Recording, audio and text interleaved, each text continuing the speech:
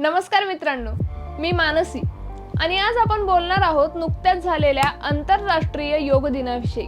दरवर्षी 21 जून रोजी साजरा केला जाणारा हा दिवस फक्त भारतीयांसाठीच नाही तर संपूर्ण मानवजातीसाठी आरोग्य आणि सुख शांतीचा एक मॅजिकल मंत्र घेऊन येतो।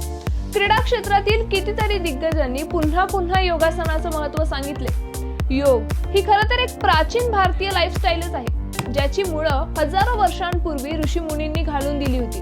पण अभिमानाची गोष्ट म्हणजे ही योगासनं आज संपूर्ण जगभर पसरली। आंतरराष्ट्रीय योग दिन 2025 ची यंदाची थीम होती yoga for self and society, म्हणजे स्वतःसाठी आणि समाजासाठी योग।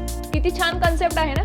कारण योग फक्त वैयक्तिक आरोग्यासाठीच नाही तर संपूर्ण समाजाच्या मानसिक आणि नैतिक विकासासाठी सुद्धा अत्यंत उपयुक्त आहे। या दिवशी देशभरात आणि जगभरात विविध योगा सत्रांचं आयोजन करण्यात येतं। भारताची राजधानी दिल्लीमध्ये प्रमुख कार्यक्रम होतो जिथे हजारो लोकांनी एकत्र येऊन सूर्य नमस्कार, प्राणायाम आणि विविध आसनांमध्ये भाग घ्यायचा असतो। आणि यामध्ये स्वतः पंतप्रधान, विविध मंत्री, विद्यार्थी, सैन्याचे जवान आणि नागरिक मोठ्या संख्येने सहभागी होतात।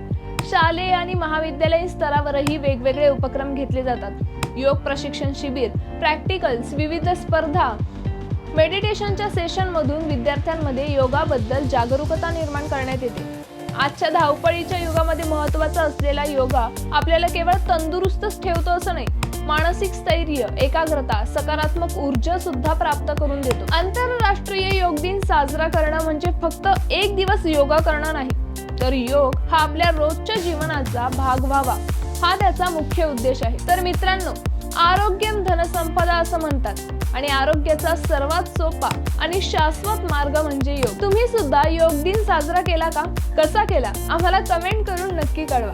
आणि अशाच क्रीडा विषयक अपडेट्ससाठी सबस्क्राइब करा AGC स्पोर्ट्सला।